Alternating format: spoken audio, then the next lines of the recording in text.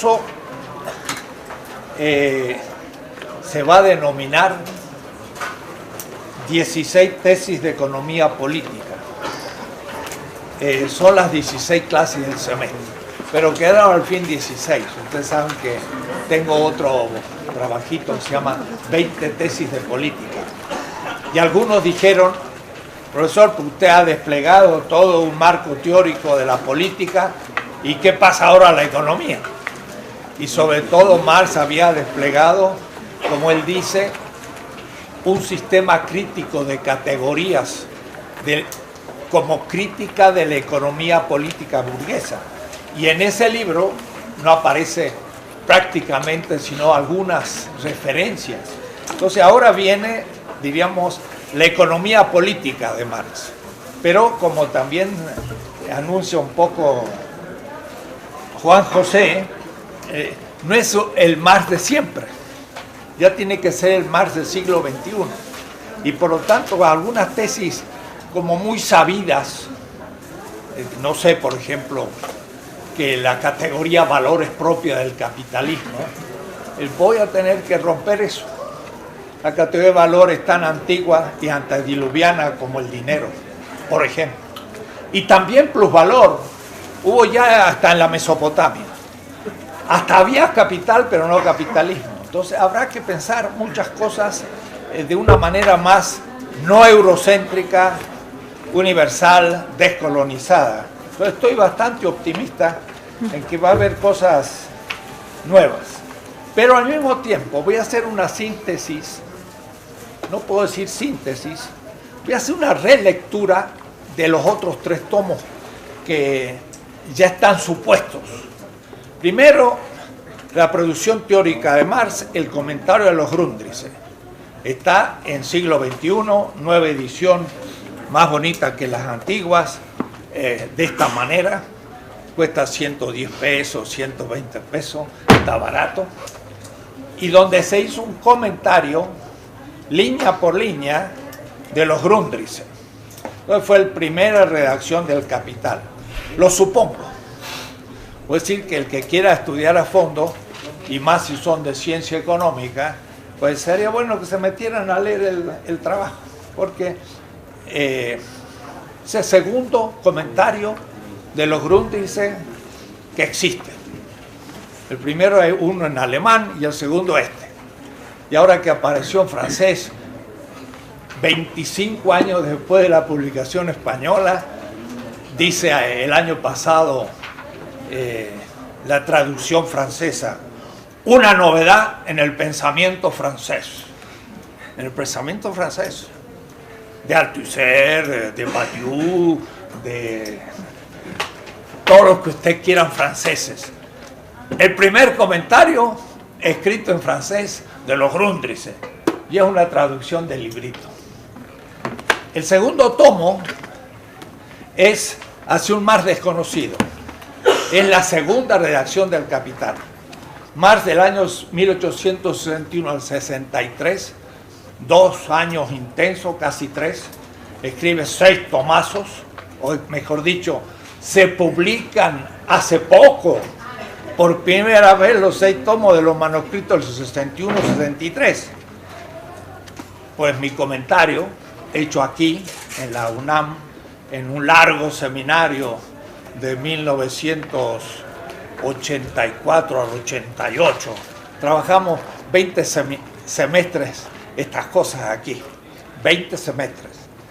Pues se acaba de traducir al inglés y es el primer comentario a los manuscritos 61-63 que existe en cualquier lengua.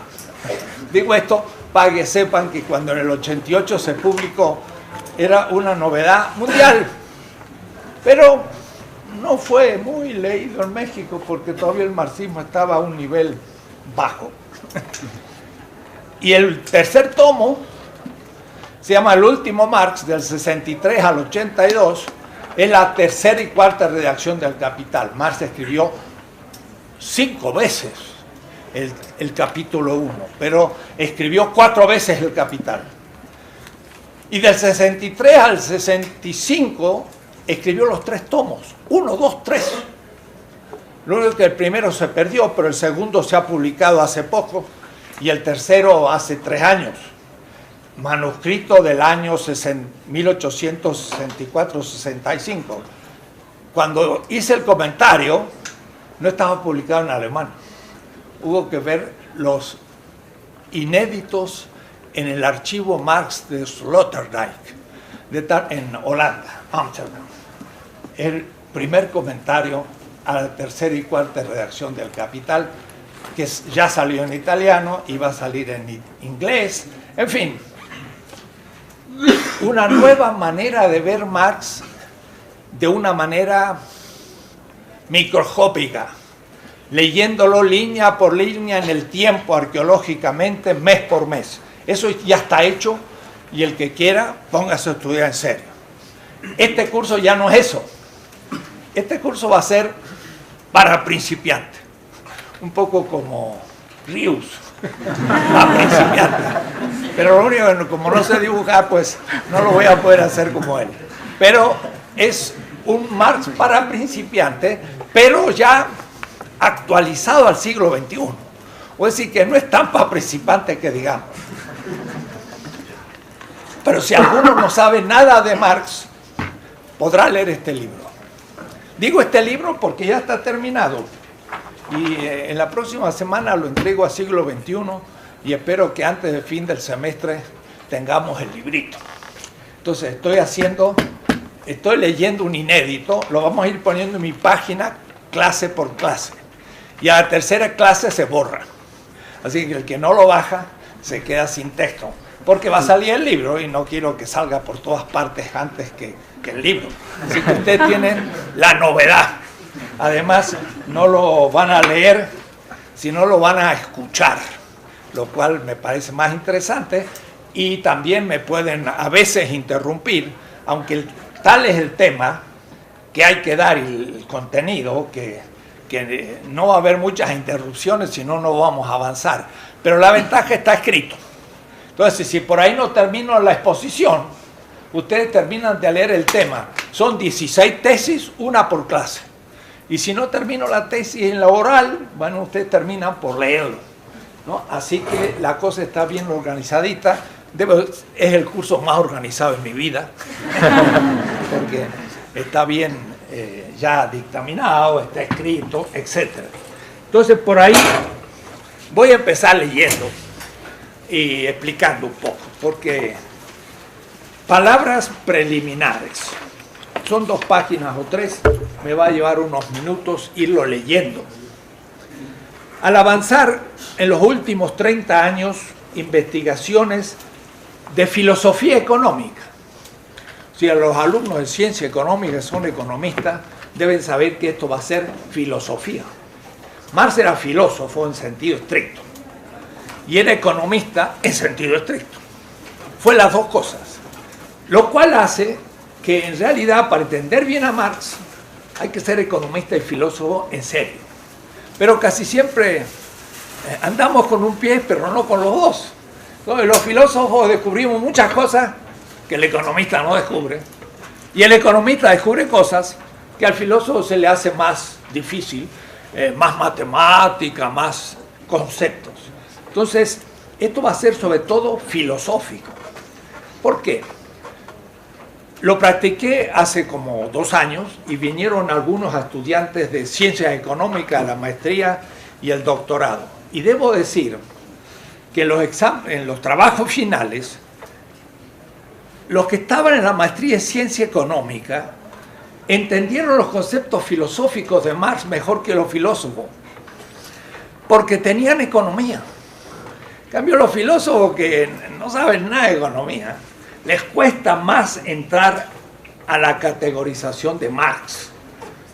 Yo voy a hacer, sin embargo, una interpretación filosófica de la economía. Va a ser una filosofía económica, como hay filosofía del arte o filosofía de la acción humana ética.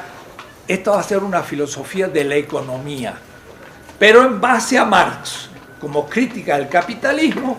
Y cuando ya no nos pueda ayudar, porque ha pasado tiempo, del 82 yo pensaba, yo nací apenas 50 años después de la muerte de Marx. Y en cambio ahora ya vamos a cumplir, no sé, un siglo y medio, lo cual significa que estoy viejo. Pero yo decía, pues ¿cuántos años habían pasado de la muerte de Marx cuando yo nací? 50 añitos, era muy poco, ahora ya son más tiempo. Marx vio lo que pudo ver hasta 1882, pero lo que pasó después, que es muchísimo, y sobre todo en el siglo XXI, pues no lo puedo ver. Pero voy a mostrar cómo sus categorías puedan ser usadas aún para la situación actual. Entonces, al avanzar en los últimos 30 años, en esta facultad entonces hicimos 20 seminarios de Marx en los 80, y son ya casi 30 años, o 20 y tantos. En nuestras investigaciones filosóficas económicas, realizadas al filo de un comentario de las 4 redacciones del Capital de Marx, hemos ido madurando hipótesis que nos permiten ahora proponer algunos enunciados filosófico-económicos como contribución a los debates actuales. A los debates actuales, para mí, supone lo que se está discutiendo, pero aún en México. ¿Qué pasa con Holloway o con los zapatistas? ¿Qué pasa con Antonio Negri o con autores como Wallerstein? ¿Qué pasa con el pensamiento de descolonización epistemológica? Todos estos debates están incluidos en lo que yo voy a exponer. Estamos en 2013 y quizás esto no lo podía escribir en 2010. Y esta mañana mismo, leyendo La Jornada, empieza la crítica a la globalización. Se empieza a hablar de desglobalización. Mire cómo va rápido la cosa. Yo había pensado poner una tesis final sobre la globalización y no lo puse ya. Y si lo pusiera, ya empezaría a estar atrasado, porque ya se empieza a hablar que estamos en un proceso de desglobalización y retorno a un cierto proteccionismo nacionalista en Europa y en Estados Unidos, y qué decir en Bolivia, Venezuela, y Brasil y lo que se llama el BRIC.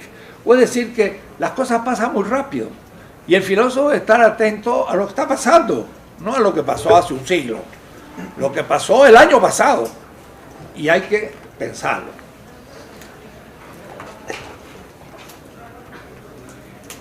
Cuando digo como contribución a los debates actuales, no solo teóricos, sino igualmente prácticos, útiles en las revoluciones económicas y políticas que se están dando en nuestros ojos. Lo que tengo como conciencia es que ya entramos en la transición, en una transición mega que durará un siglo. El capitalismo se está derrumbando, pero ahora no como Marx pensó en el año 1857, que ya estaba derrumbando y por eso escribió los Grundrisse. Miren, pues, todavía vivió feliz un siglo y medio y más y todavía no se derrumbó. Pero parece que estamos en situaciones más graves en este momento. Entonces hay que pensar esa crisis. Además de crisis culturales, de género, raciales, epistemológicos, que se vienen dando en América Latina y en el sur geopolítico. Vengo de París la semana pasada, hubo un diálogo interfilosófico sur-sur, que de paso un poco enlazado, en la UNESCO. Y entonces es la primera reunión entre filósofos del sur. No hay ningún europeo, ningún norteamericano. Discutimos entre nosotros. Primera vez en la historia. Eso también está aquí. Porque es el sur geopolítico y en el sistema globalizado, digo, ya voy a tener que empezar a corregir, planetario al comienzo del siglo XXI. Estas revoluciones llevarán quizás todo un siglo para organizar un nuevo sistema, y voy a tomar esta palabra de Arnold Peters, un nuevo sistema equivalencial. Voy a explicar un poquito en su momento qué significa, que será una transición de larga duración que las crisis actuales están iniciando. El tema más difícil y que me llevó más tiempo son las últimas 2 o 3 tesis. ¿Qué viene después del capitalismo? Y lo que viene después del capitalismo no es un proyecto. O es decir, si alguien le dice, bueno, el capitalismo se termina, ¿cuál es su proyecto alternativo? No hay. No puede haber. Las alternativas ya se están dando y se van a ir construyendo no como un proyecto. Hay que tener criterios y principios para poder elegir en cada caso algo que con el tiempo y mirando hacia atrás va a ser la alternativa. No hay proyecto alternativo y nunca lo hubo. Lo que hay son condiciones objetivas que permiten ir gestándose una alternativa del cual hay que tener muy claro criterios y principios. De eso voy a hablar. Es decir, voy a elegir A o B. ¿Cuál elijo? A. ¿Por qué? Por tales criterios. Y luego de eso tengo alfa o beta. ¿Qué voy a elegir? Beta. ¿Por qué? Por el mismo criterio. Y después voy a tener la posibilidad 1, 2. ¿Cuál voy a elegir? La 2. ¿Por qué? Por el mismo criterio. Y de pronto habré hecho el camino entre alfa, beta y 2 y se va haciendo un proyecto. Pero no futuro, sino presente. Vamos a tener que deslegitimar el futuro y darle importancia a los criterios del presente. Y vamos a eliminar una falsa exigencia. Si no tengo un proyecto alternativo, no, el capitalismo seguirá siempre. No, el capitalismo ya está en crisis. Hay que descubrir cuáles son las alternativas que se van gestando y en esa sí, en su momento voy a mostrarlas en la segunda parte. Y entonces eso es lo más difícil. Explicar Marx, casi diría yo, es lo más fácil, pero me da claridad acerca de qué es el capitalismo y qué es el socialismo real. Que lo voy a criticar como un fruto del siglo XX y un fruto de la modernidad. Siempre voy a decir, no voy a decir socialismo del siglo XX, sino voy a decir socialismo real. Y el del siglo XXI, vaya a saber lo que será y vaya a saber qué nombre tenga también. Porque no voy a hacer que sea mucho más que el socialismo. Pregunta. Va a ser parte del curso. No voy a hacer que ya le ponga un nombre que le queda chico al proyecto futuro. Porque ya lo veremos. La hipótesis de fondo es que los sistemas económicos desde hace aproximadamente unos 5.000 años, ya no voy al 1492, comienzo la modernidad y comienzo el capitalismo. Capitalismo es un último gran sistema de los sistemas que han habido desde al menos la revolución neolítica allá en la Mesopotamia, donde hubo grandes ciudades, división del trabajo, excedentes y hasta plusvalor. Hola, vamos a tener que discutir. ¿El plusvalor nació con el capitalismo o pudo haber plusvalor hace 5.000 años? Hay un texto semita que dice: el que no paga justo salario derrama sangre. Estuvo escrito 200 años antes de la era común, hace 2200 años. La sangre es la vida para los semitas. El que no paga justo salario mata. Lo que pasa es que el valor es objetivación de vida. Entonces, el que no paga justo salario se traga la vida objetivada del otro en el valor que no se le paga como salario.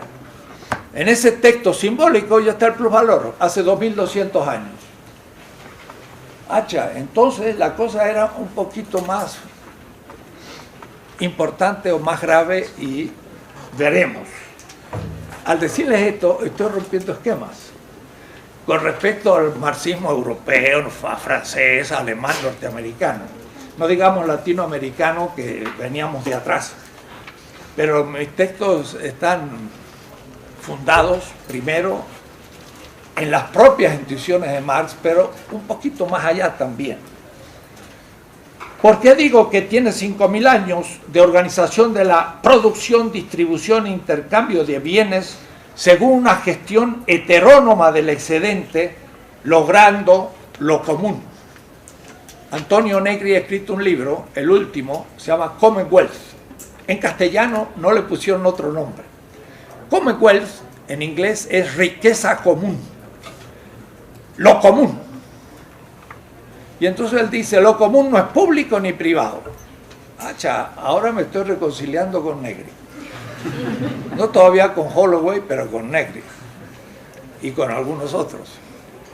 Lo común no es público, es lo propio de la comunidad. Y de eso nos hablará en la situación actual Juan José, que pasa con la economía andina, que no es pública ni privada, sino común. Es interesante. Entonces, lo común era la producción toda de una sociedad. Pero había como un excedente, cuidado, no es que un excedente que sobra, o un excedente que se produce además de las necesidades. No, lo que pasa es que un grupo dominador hace trabajar a la gente más allá de lo necesario. En el Paleolítico no había clases, no había mucha división del trabajo, eran sociedades de abundancia. Trabajaban 5 o 6 horas y después se dedicaban al culto y a la belleza y a 1000 cosas, como los indígenas en el Amazonas. Ellos ni trabajan de sol a sol. Antes que se ponga el sol ya empiezan a descansar y a celebrar. Nosotros no trabajamos tampoco de sol a sol. Trabajamos de luz eléctrica a luz eléctrica. Puede decir que cuando ya se puso el sol seguimos trabajando y cuando no ha salido ya nos empezamos a trabajar. Así que ni de sol a sol, sino de noche a noche. Entre ellos descansan antes que se ponga el sol. En el Paleolítico eran, comillas, muy primitivos, pero no tenían excedentes porque se los consumían entre ellos y en cierta manera era un paraíso. Hay trabajos muy interesantes sobre el Paleolítico. Estoy hablando entonces del Neolítico, que al surgir las ciudades, surgen las clases, se produce un excedente y un grupo gestiona el excedente. El plusvalor va a ser el excedente del capitalismo. Va a ser un tipo muy particular de excedente, pero el más invisible de todos los existentes.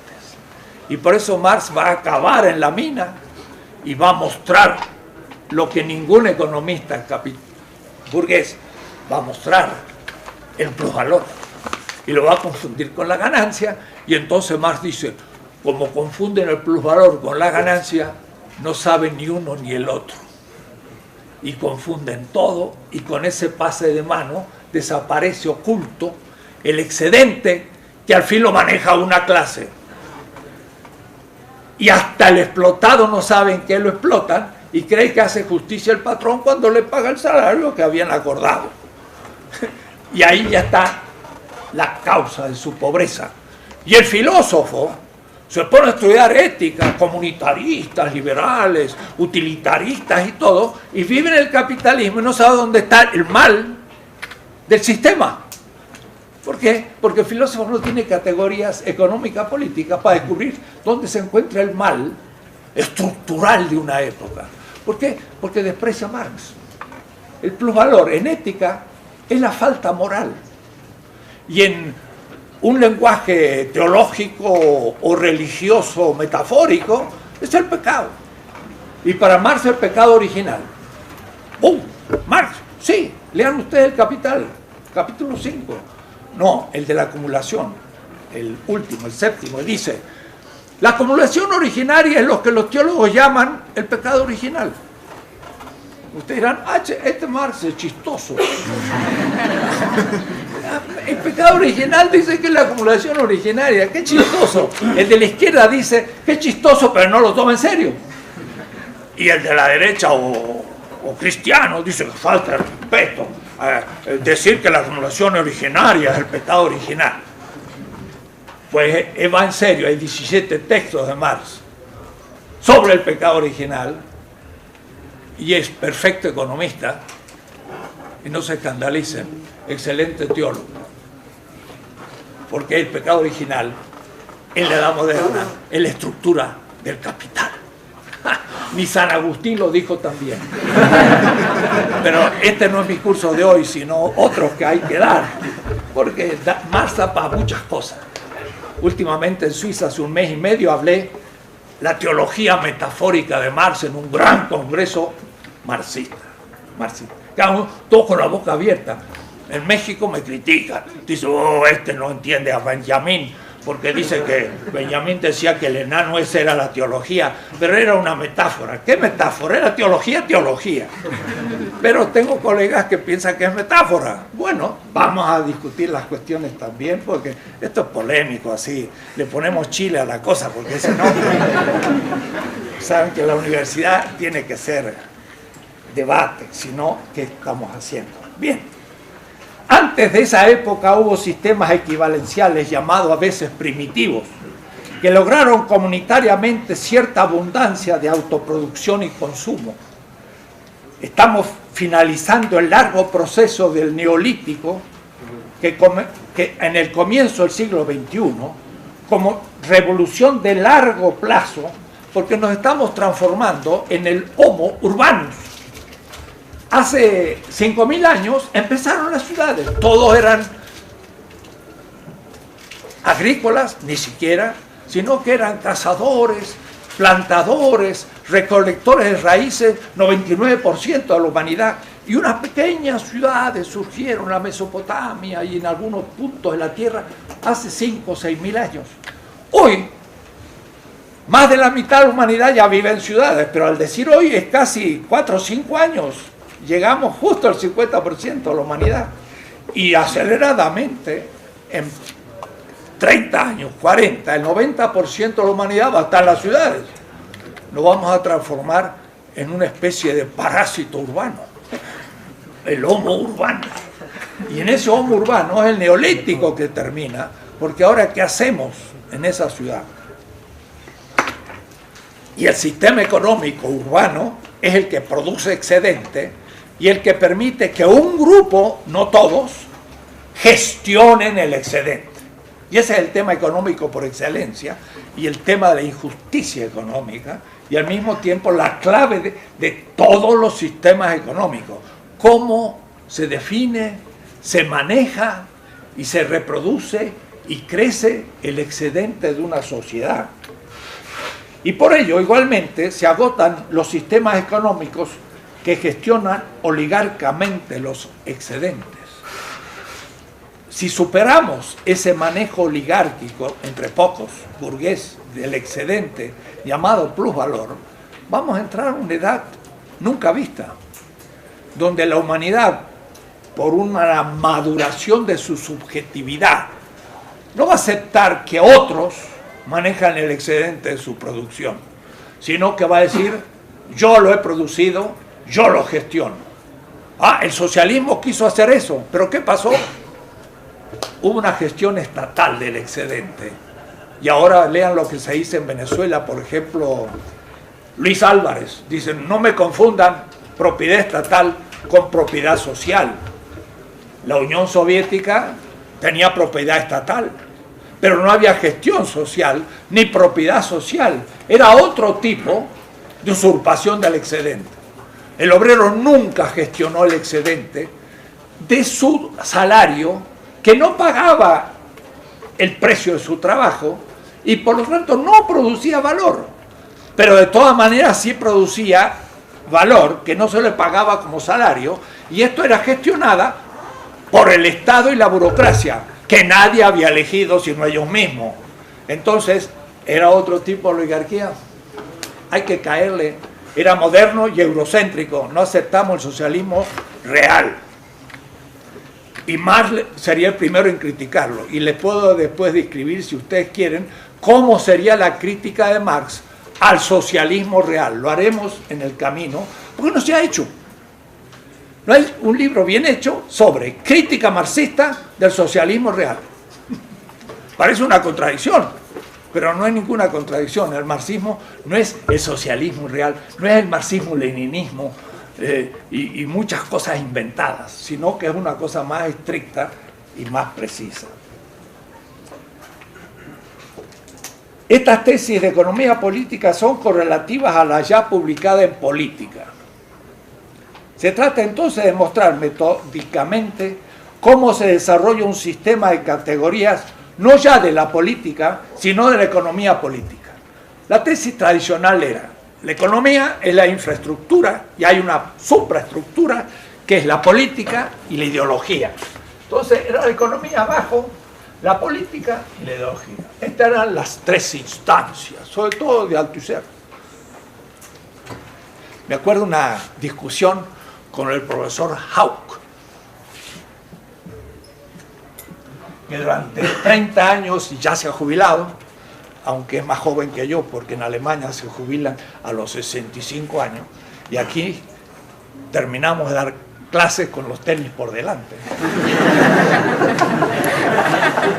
Entonces, todos los profesores que son profesores, en Berlín o en Harvard o en todos lados, le digo: compañero, usted todavía es joven y no se ha enterado. Yo soy más viejo que todos. Bueno, por la situación mexicana, de que los profesores no tienen buena jubilación y se acabó.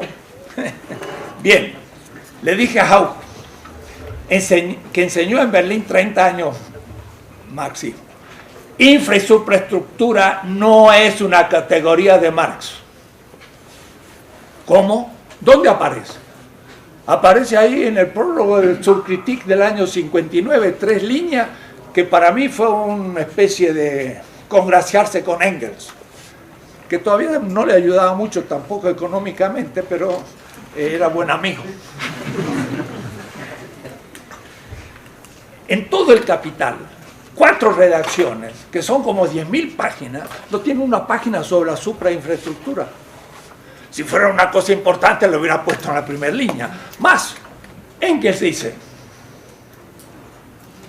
la última instancia del este instance en la interpretación materialista de la historia es la vida y la vida inmediata.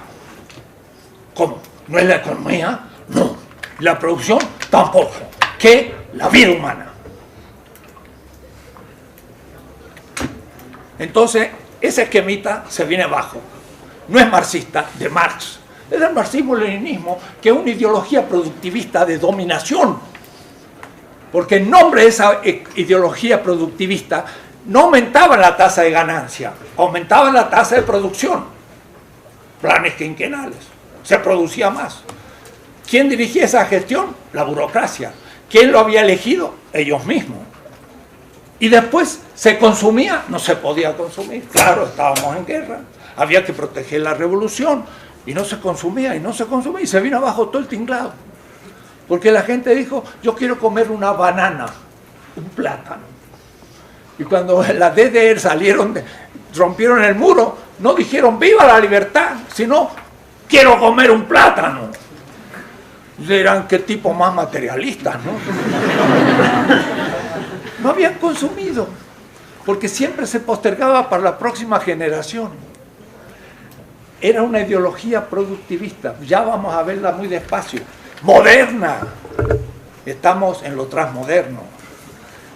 Eurocéntrico, estamos en el descolonización epistemológica. Es brava la cosa.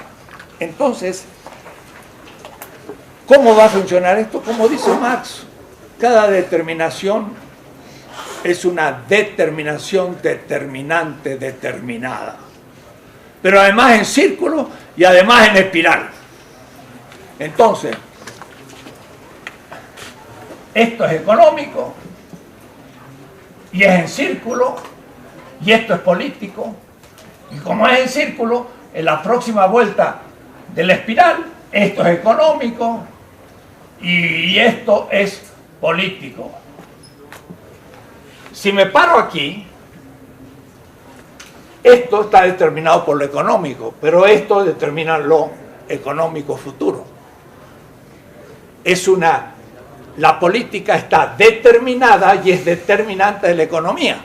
Si me sitúo aquí, esto está determinado por lo político, lo económico, y determina lo político futuro. No hay suprainfraestructura, hay determinación determinante determinada. Y la esencia de la economía es política, además. como decía Juan José en una clase que aprendí eso, dice Marx muy claro, cuando yo veo una mercancía, la veo desde el espejo de la política. ¿Por qué? Porque la veo desde el espejo de su propiedad. Esta mesa la puedo considerar una mercancía, fue comprada alguna vez. Y yo quizás, pues, la podría vender si fuera corrupto, pero justamente cuando la veo, a la mercancía, la veo desde la propiedad. Y digo, esta no es mía, de la universidad. Puede decir que la mercancía se ve desde el espejo de la propiedad, y la propiedad es un momento del derecho, y el derecho es una instancia política.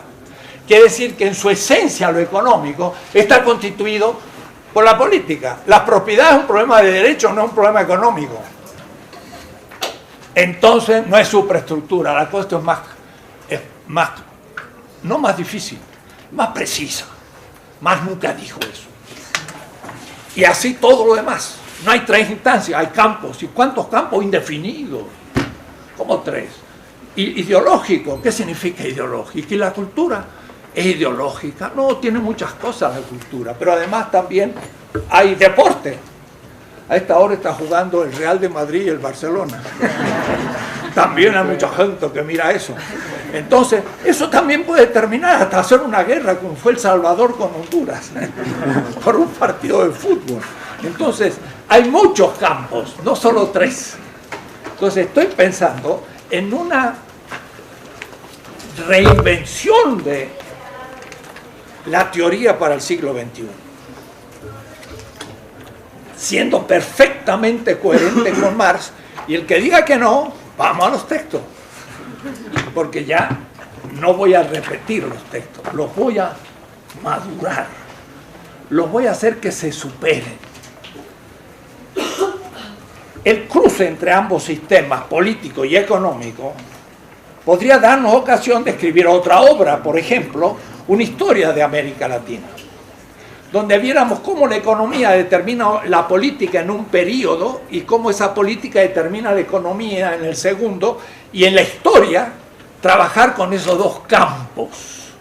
Claro, cuidado, hay que leer qué es campo en mi 20 tesis de política. El sujeto vive en muchos campos. Lo dibujo así para que entiendan. El sujeto, como si fuera un disco, vive en el campo político, en el campo económico, en el campo N. En cada campo el sujeto es un actor, pero no es lo mismo ser ciudadano que obrero. Y la clase obrera no es un sujeto político en primera instancia, sino que es el ciudadano, como partidos políticos y todo el tinglado de las categorías políticas. La clase obrera es una categoría económica y nos permite entender la economía política. Pero un cierto economicismo nos llevó a querer tomar la clase obrera como el único actor en todo, hasta en la estética. Y salió el socialismo real con su estética realista, queriendo imponer que los músculos de un obrero que estaba más feo que en la realidad. No puede ser. No puedo determinar la economía, la estética. Más bien a veces al revés. Hay una determinación estética de la economía. ¿Por qué se embellecen las mercancías en el mercado para venderlas? ¿Y por qué al lado de un auto ponen a una muchacha que además es alienación de género? Pero algo tiene que ver la estética con la economía, pero no es algo determinado económicamente. Hay mucha determinación de nuevo. Una obra de Picasso vale millones de dólares. ¡Opa! ¿Por qué? Mire, la estética se metió en la economía y viceversa. El cruce de las terminaciones es infinito. No tres instancias y determinan. Es un marco teórico mínimo. Es como el de Habermas. Lebenswelt, sistema económico, sistema político. Tres instancias.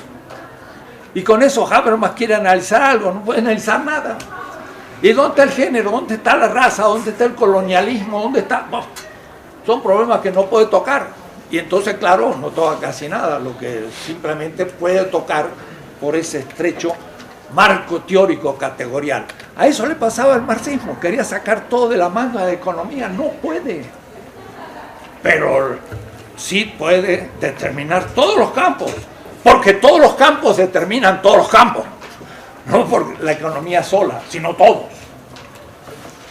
El cruce puede efectuarse con otros campos y sistemas prácticos, y considerando la cultura como otro campo, no la ideología, también la cultura, tiene teorías y tiene ideologías, pero también tiene metáforas religiosas y cultos. Y entonces también puede haber determinación religiosa.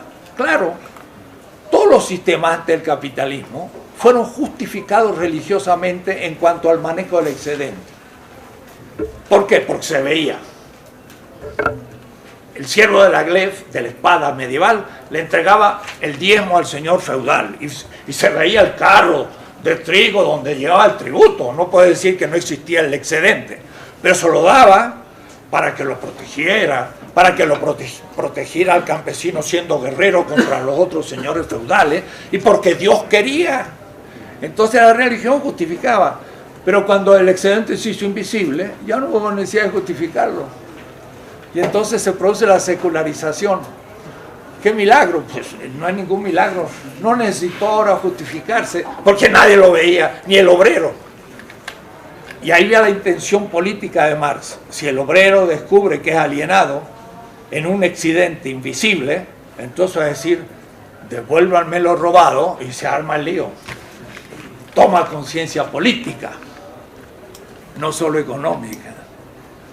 Porque el robo es un problema de justicia, y la justicia tiene que ver con el derecho, y entonces es un problema de distribución, y entra entonces la política y el Estado y muchas cosas, que no es solo económico.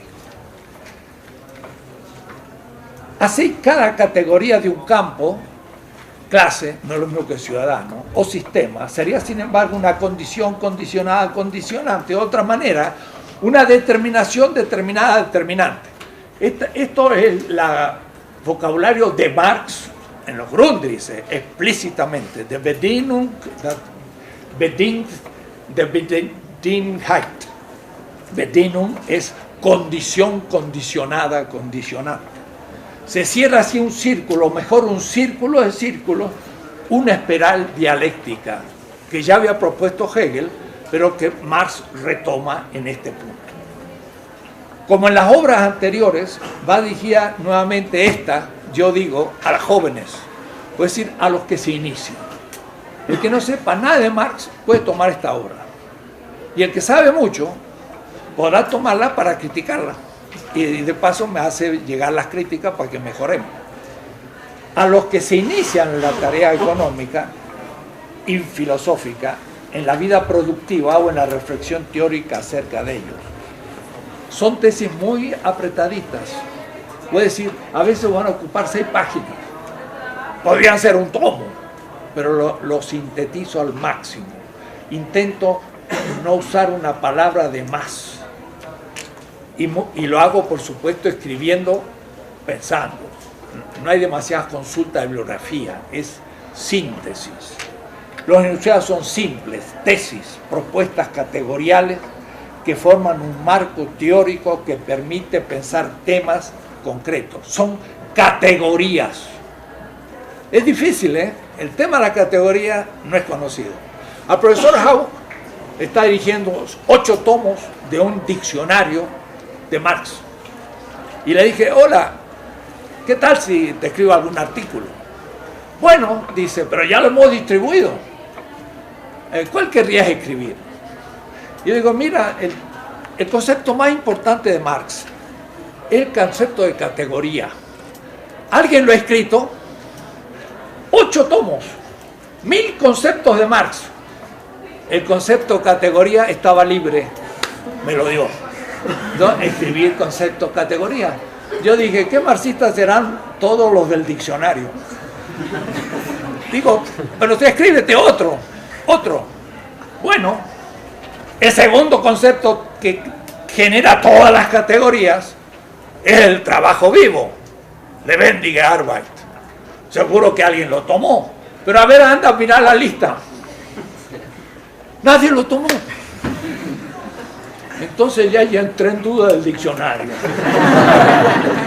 Y le acepté escribir.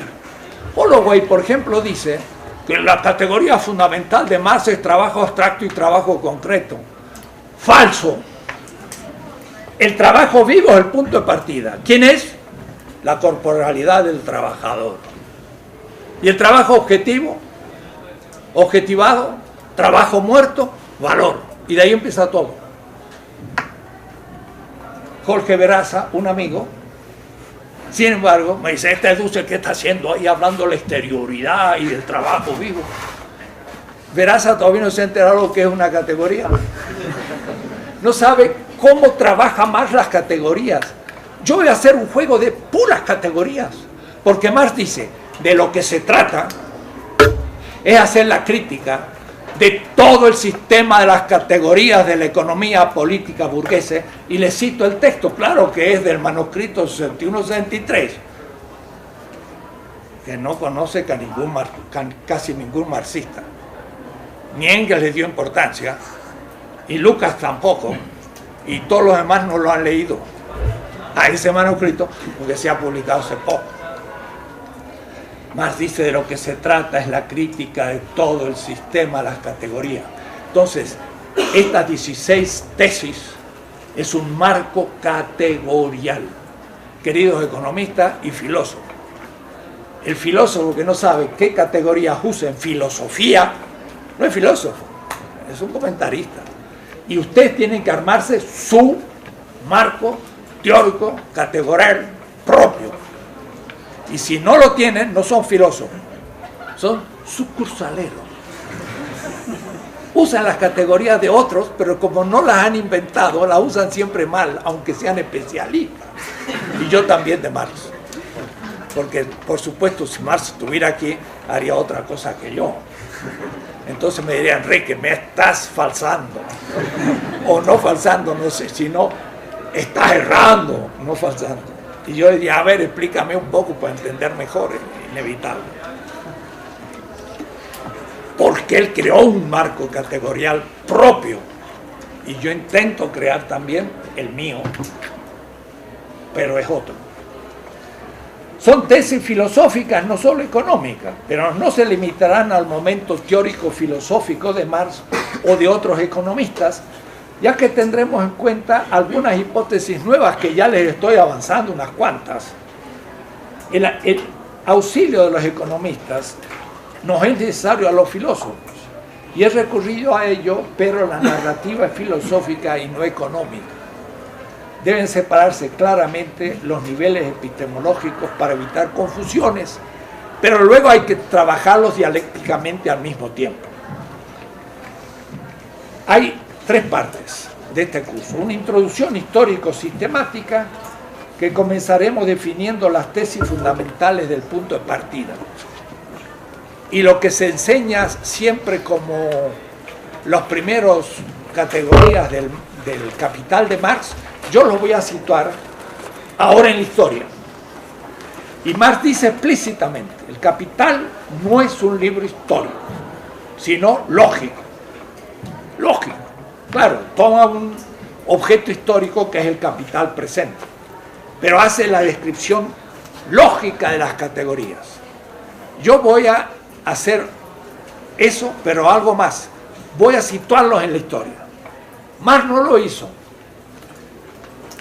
Apenas el último sección, llamado sección séptima, que era el capítulo sexto de la cuarta redacción, en el tema de la acumulación hay una historia. Porque entonces tiene que demostrar que había un sistema feudal que liberó al siervo, y a su vez había acumulación de dinero como dinero y no como capital, y apareció el capitalismo. Entonces ahí hay una especie de historia. Es lo único histórico en todo el Capital, en los tres tomos. No hay historia en el Capital, hay un juego lógico de categorías. Y yo voy a introducir la historia. Pues si voy a decir, esta categoría de valor de uso y valor de cambio es antidiluviano. Ya se dio en la Mesopotamia, se dio en Grecia, se dio en Egipto, Y por eso Aristóteles la describió y Marx sabía que Aristóteles la describió y lo cita Aristóteles. Pero eso hace 24 siglos. Que decir que valor de uso y valor de cambio es antiquísimo. Y plusvalor también. Porque en un ergasterio griego se producían jarrones para Egipto y se pagaban salarios de ciudadanos libres y estos ciertamente no recibían como salario la totalidad de su producto, que se lo tenía el que organizaba el ergasterio y vendía el jarrón en Egipto. Y eso es plusvalor. Que sí que había capital. Sí. Pero no había capitalismo. Vamos a ver cuál es la diferencia entre capital y capitalismo. Entonces, va a ser una introducción histórica, sistemática, donde voy a empezar a explicar a cero, y por eso que para los que se inician, uno por uno, como en la matemática, ¿no? 2 más 2 es 4, y más 2 es 6, más 2 es 8, y empezamos a hacer lo que es sumar, lo que es restar, lo que es dividir, y al fin llegamos a la gran matemática.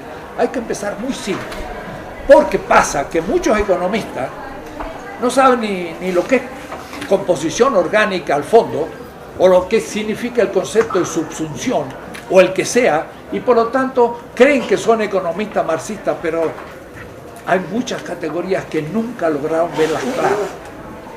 Y los filósofos creen que pueden hablar del bien y del mal, de la ética en el mundo contemporáneo, y se olvidan del mal estructural más profundo, que es justamente el robo que se produce a aquellos que llamamos pobres, explotados,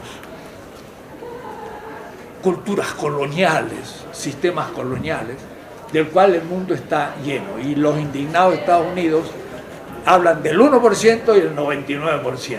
Y ese 99% es fruto de una, en ética, injusticia. Y si la ética filosófica no sabe tratar ese tema, está hablando abstracciones, y por eso casi todo lo que se habla son abstracciones. Hay que aterrizar y también hablar de los otros, pero primero de aquello.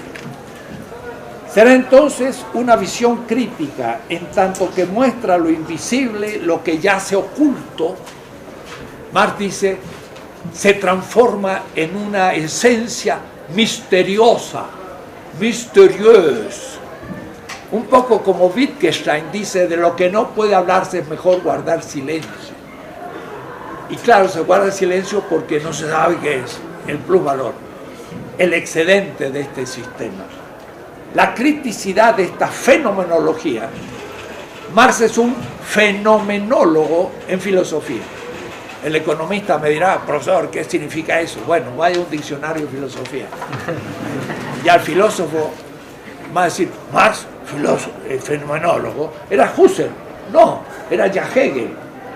Y por eso Marx dice, en el mundo de las mercancías, que es el mundo en el sentido hegeliano, que es el mundo en el sentido heideggeriano, de la totalidad de sentido, aparece la mercancía, aparece la botella de agua en el kiosco que vende agua, aparece, viene de faino en griego, y en alemán scheinen, se muestra, pero se muestra lo que aparece en el mercado desde un horizonte que no está visto, que está detrás y oculto, que es la fábrica donde se produjo la botella y se metió agua, dicen que pura. Y ahí, en esa fábrica, que está más allá del mundo fenoménico, se encuentra el fundamento oculto, que es el fundamento ontológico de lo que aparece y que es el ser de lo que aparece y que es el plusvalor. Ahora, los economistas no saben lo que es la ontología, ni saben lo que es la fenomenología, ni saben lo que es el mundo, ni lo que está detrás del mundo, trascendental al mundo. Jorge Veraza tampoco se ha enterado. Y entonces no sabe lo que significa mostrarse. Y Marx dice, ¿de qué trata la economía política? Pasar del fenómeno a la esencia. Porque si la esencia se mostrara, pues no habría economía política crítica. Si el plusvalor fuera tan evidente como el tributo medieval, que era el carro con trigo al señor feudal, pues no se necesita la economía política crítica. Pero ¿qué hace la crítica? Muestra lo que aparece, una botella de agua, es un producto que trigger, que soporta objetivación de vida robada. Por lo tanto, esta botella es capital muerto. Muerto, todo, dice Marx, porque no es trabajo vivo, que estaba en la fábrica, pero la fábrica no se ve cuando yo compro en el kiosco la botella. Es una fenomenología. Husserl ni la hace tan bien. Y yo lo muestro en los textos, pero en estos 3 tomos. Entonces, Marx, en gran parte, es el título de mi segundo libro, ¿no? Hacia un Marx desconocido. Sigue siendo hoy bastante desconocido. Repito, la criticidad de esta fenomenología, de mostrar lo que aparece, pero más radicalmente de lo que no se visualiza el economista capitalista, a que se le escapan muchas categorías por su consideración insuficiente.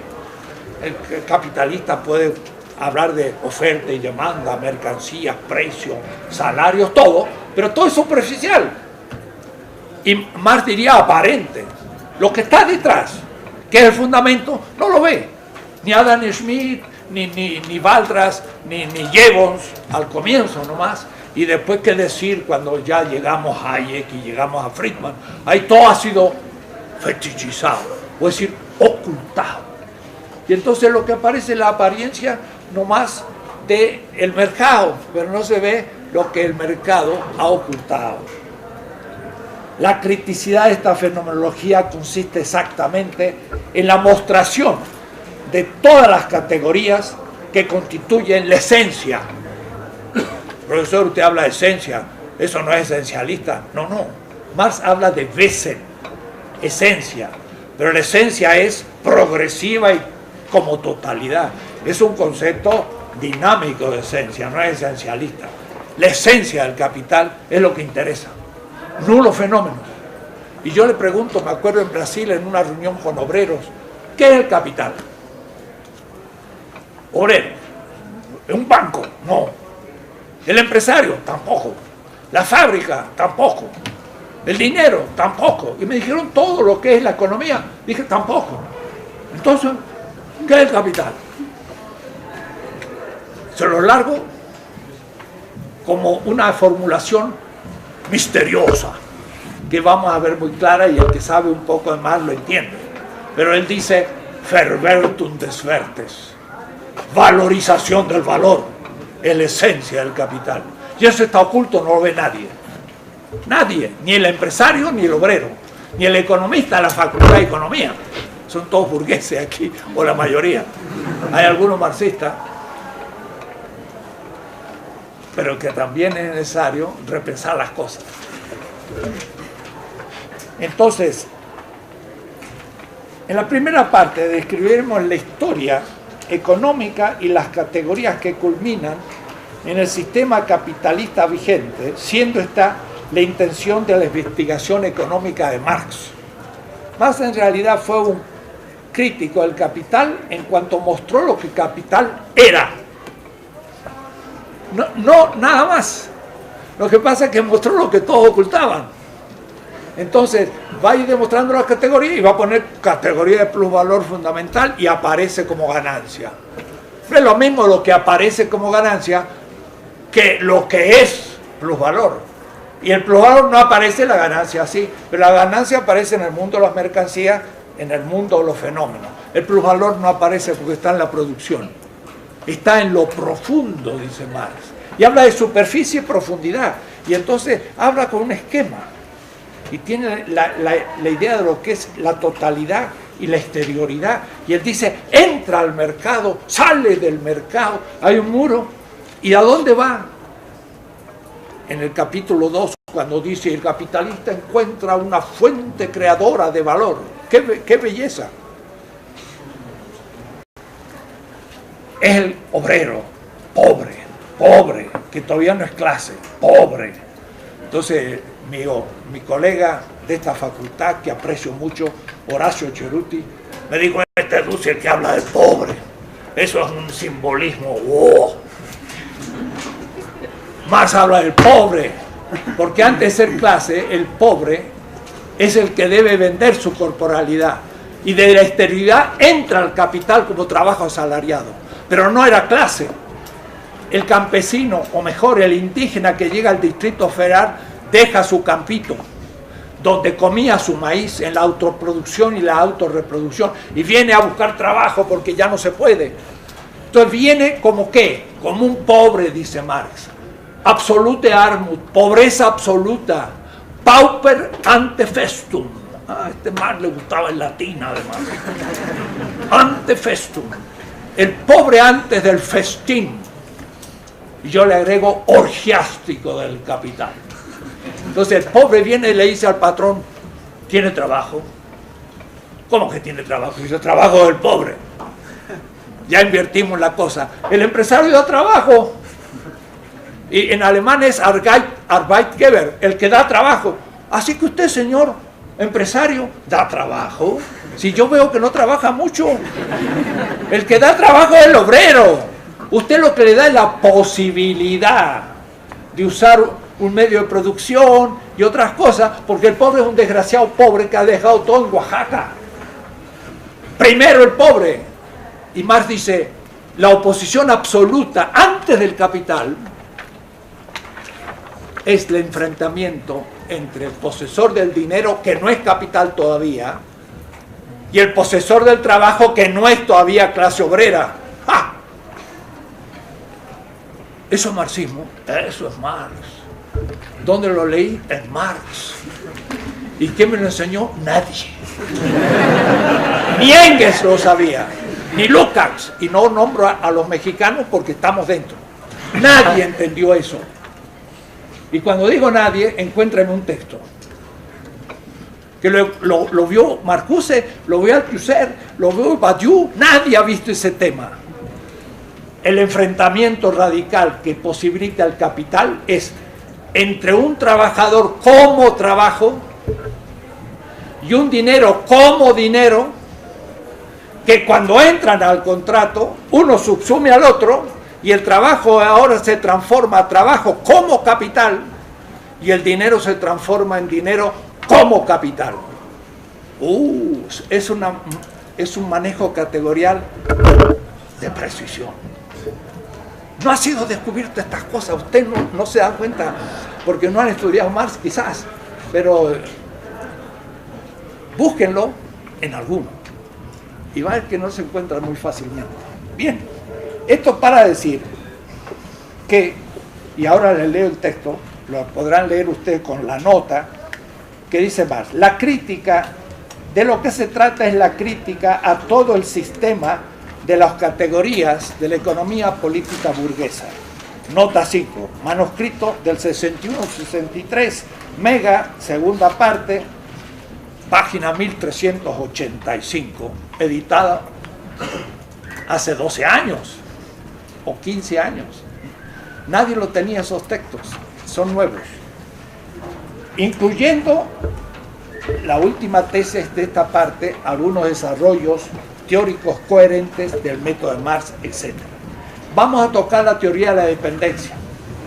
Voy a mostrar que es estrictamente marxista, que el gran marxista Agustín Cuevas, sin embargo, dijo: la teoría de la dependencia no tiene lugar en el sistema de Marx. No tiene lugar. Pues sí tiene lugar en la teoría de la competencia entre capitales globales nacionales dentro del mercado mundial. Así que tengo que refutar al querido Agustín Cuevas, profesor, gran profesor en la Facultad de Ciencias Económicas de esta universidad, que murió hace tiempo, y que fue un gran historiador de la economía en América Latina, pero creyó que la teoría de dependencia es una teoría burguesa. Entonces yo me leí todo Marx para descubrir si era burguesa y descubrí que era marxista, pero de Marx. Lo voy a probar de nuevo, aunque es un larguísimo capítulo. Aquí en Hacia un mar desconocido, ahí sí que lo trato en 40 páginas, los manuscritos del 61-63 y el concepto de dependencia. Y ahí entonces trato a todos los teóricos del problema, europeos y latinoamericanos, y concluyo, a excepción de Bettelheim y algunos pocos, que no supieron lo que era la dependencia, la transferencia de plurivalor de un capital nacional menos desarrollado a un capital global más desarrollado. Y la palabra desarrollo creyeron que era burguesa, y es primero ontológicamente marxista, hegeliana primero, y estrictamente marxista. Él habla de Entwicklung Marx, y más desarrollado, mehr entwickelte, es un capital con más composición tecnológica. Vamos a ver lo que significa todo eso, y por eso que si la mesa esta es producida en México y Estados Unidos, teniendo ellos más tecnología, van a producir la mesa con menos valor. Y entonces, si se venden en el mismo mercado, nosotros perdemos, porque estamos vendiendo una mesa con más valor y por el precio medio estamos transfiriendo plusvalor a la otra empresa norteamericana. Estoy ya hablando como si ustedes se hubieran hecho el curso. Y cuando termine el curso vamos a poder hablar bien complicaditamente marxista. Y quizás ya no nos entiendan otros, pero que estudien también. En la segunda parte intentaremos presentar hipotéticamente todo el tema de la posibilidad de ir configurando la alternativa futura al capitalismo hacia un sistema equivalencial donde haya una gestión comunitaria del excedente. Y entonces en eso realmente el caso de Bolivia nos interesa mucho. Ahí hay comunidades que estaban antes que el capitalismo, han atravesado 5 siglos y hoy tienen una revolución en Bolivia. Y tienen comunidad y tienen producción comunitaria. Puede decir que no es una ilusión, ni una ficción, ni una ilusión. Imaginémonos una asociación de hombres libres, dice Marx. No hay necesidad de imaginárselo en América Latina. Imaginémonos estar en Bolivia.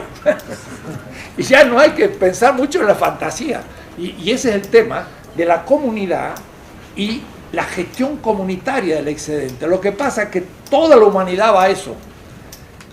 La gente ya no se va a tragar tan fácil que otro gestione el fruto de mi trabajo. Lo podía hacer cuando era invisible, pero cuando se muestre, y con las redes sociales y con todo, la gente no va a admitir más. Entonces, ¿qué voy a hacer? Voy a mostrar innúmero cantidad de casos donde se empieza a producir fuera de la empresa y fuera del mercado, y empieza a surgir un mundo más allá del capitalismo hoy. Entonces no hay que imaginar, hay que estudiar qué está pasando. Estamos en la transición. Para que se imaginen, en la Edad Media, entre los feudos, había unos lugares chiquitos, insignificantes, eran las ciudades, donde los siervos que se salvaban del feudo llegaban a las ciudades, y donde ahí había gente que se creía libre, eran los burgueses, burgo significa ciudad, eran los ciudadanos, y ellos trabajaban para los señores feudales. Por ejemplo, iban a hacer una cruzada, necesitaban 5.000 herraduras, entonces el metalurgo tenía que trabajar el hierro, y si no podía, agarraba a otro aprendiz. Ven que tengo que hacer 5.000 herraduras para el cruzado que se va a la Tierra Santa, y entonces el aprendiz era el primer asalariado. Y estamos en el siglo XII, y ahí surgió el capitalismo. Pero el señor feudal podía llegar a la ciudad y decir: ¿qué está pasando aquí? Le cortaron la cabeza a todo, porque no tenía ni ejército para salvarse. El poder era feudal, tenía los caballos, los ejércitos, y ese era un mundo insignificante, como una cooperativa que produce naranjadas aquí en México, o los vendedores ambulantes, que ya son más de 1 millón, que son en la exterioridad del capital, pero no ante capital, sino post. Y Marx dice que los desempleados son pauper post festum, son los pobres después de la fiesta. Los chuparon y luego desempleados. ¿Y ahora qué hace? ¿Se muere de hambre? No, empieza a patalear y a crear cosas nuevas. Ya están surgiendo. Como las ciudades feudales no tenían ninguna significación porque el feudalismo era muy poderoso. ¿Quién iba a decir que esas pequeñas ciudades hoy son Wall Street y dominan el mundo? Claro, 7 siglos después. Bueno, yo creo que antes de 7 siglos van a pasar las cosas, porque la historia es más acelerada. En mi vida ciertamente no lo voy a ver, y ustedes como van a vivir unos 60 años más, posiblemente ya vean mayor esa transición, pero tampoco un nuevo sistema, eso dura más tiempo. Pero hay que tener los ojos abiertos. Ese es el tema. Es decir, la humanidad va a querer gestionar el excedente de su propio trabajo.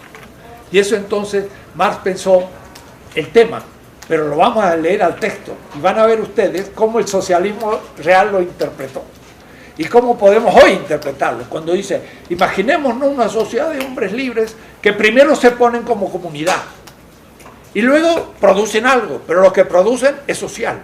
Y lo van a hacer con autoconciencia y racionalmente planificado. Entonces, la planificación de Stalin, nada que ver, era del Estado, y Marx pensaba en la comunidad. No dice Collektivität, dice Gemeinschaft, comunidad. Entonces, las palabritas alemanes me ayudan, porque rompo las traducciones que tenemos, que casi siempre son ideológicamente marxistas-leninistas. Y por lo tanto no es Marx ya, sino una interpretación derivada. Entonces, en esta parte más ardua, la segunda, pero inevitable, es también el final que debe dar luz a los procesos teóricos, prácticos y concretos, políticos, económicos, hoy en América Latina. Por ejemplo, en Venezuela se está discutiendo esto, pero hoy, y hay producción teórica, y uno entra al debate.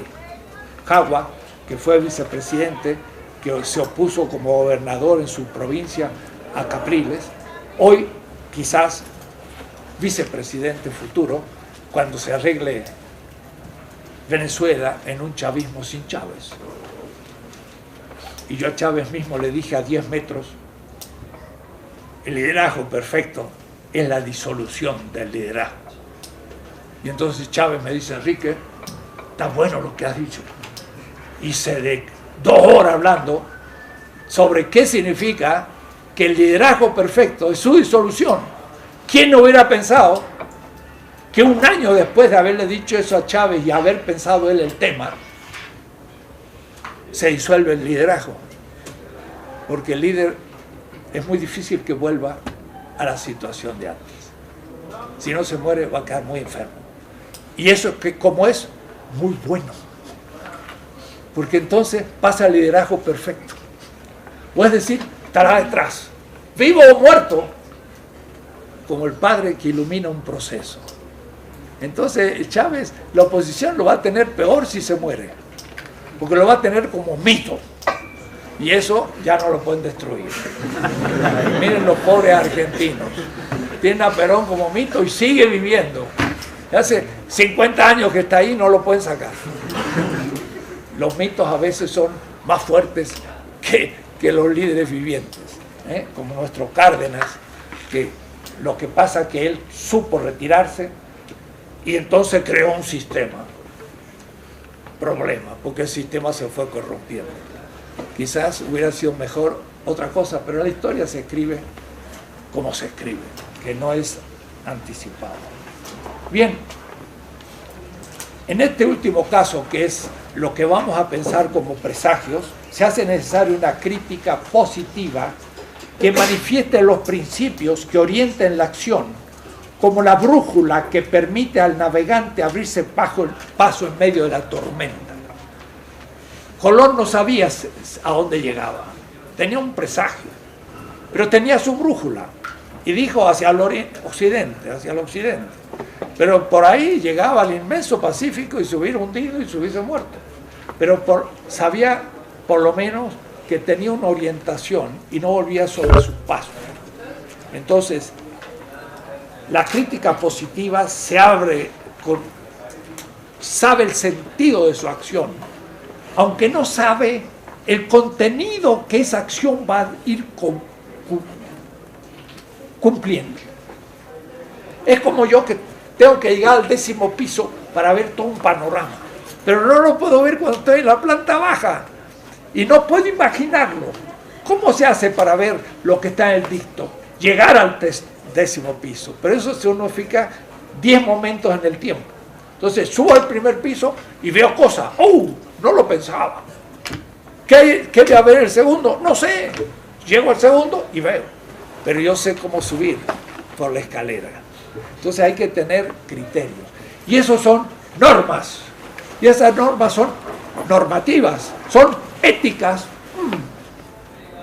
Ética y economía. No hay muchos cursos de eso. Amartya Sen tiene un curso.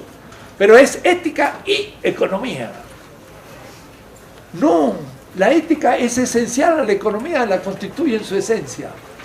Porque la normatividad ética constituye la esencia de la economía. Entonces yo no voy a hablar de principios éticos en la economía, sino principios normativos en la construcción de la alternativa futura al capitalismo intrínseca a la acción económica. Vamos a discutir el tema. No está claro para los filósofos y para los economistas, mucho menos, no tienen ni idea. Porque ética, ¿qué tiene que ver con la economía? Además, Hayek dice explícitamente, la ética nada tiene que ver con la economía, porque su economía es inmoral. Esa sí que es inmoral. Y además tiene la economía burguesa una ética, pero intra ella, que es respetar la propiedad privada, respetar la competencia, tener la herencia, una cantidad de principios intracapitalistas. Ni eso los están cumpliendo. Porque lo primero es respetar la propiedad privada. Entonces el banquero no se tiene que robar el dinero de los que guardan su dinero en el banco, pero ahora se lo roban. Entonces ya ni la ética burguesa funciona. Claro, la crítica ética no la hace la izquierda porque ha perdido el sentido de la ética crítica. Y menos todavía en la teoría, porque el marxismo creía que la ética no tiene nada que ver con la ciencia económica. Y no se da cuenta que la ciencia económica es una ciencia práctica y está intrínsecamente fundada en la ética. Lo que pasa es que está fundada en una ética moderna, individualista, narcisista, fundada en el robo. Porque nadie ve el plusvalor y este es como naturaleza. Entonces, está fundada en que alguien está siendo explotado. Y eso se toma como la naturaleza económica.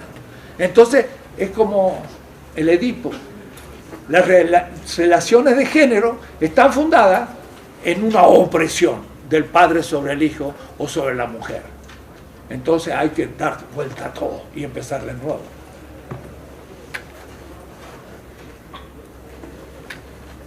Esto era una introducción de 10 minutos. Aunque sea para empezar el tema. Introducción histórica sistemática.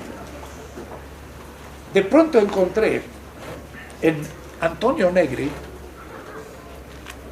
que no es un santo de devoción, pero empieza a serlo. No porque me hayan nombrado bastantes veces en su último libro. Y habla de la multitud de los pobres. Y además me cita en aquello de la confrontación del pobre con el dinero. Y empieza una página a describir el tema y dice, yo dije, pero este me agarró el tema, pero es honesto, me cita. Y dice, como dice fulano de tal. Entonces, el libro de Negri se presentó en Binghamton, en Estados Unidos, en un encuentro hace 2 años de Rethinking Marxism, repensar el marxismo, un encuentro de 2000 marxistas norteamericanos, que es un subproducto universitario, que no hacen cosquilla al sistema, pero ahí viven, como 2000. Son los congresos marxistas más grandes del mundo, en Estados Unidos. Y ahí me invitó Hart a presentar el libro ante el más grande congreso marxista. Yo digo, me han invitado a mí, ¿por qué será? Leí el libro, lo leí rápido y lo critiqué. Ahora lo leí despacio Y entonces le escribo a Hart: perdóname, Hart, la verdad es que soy un irresponsable. Critiqué el libro leyéndolo rápidamente. Ahora que lo he leído en profundo, entiendo por qué me invitaron.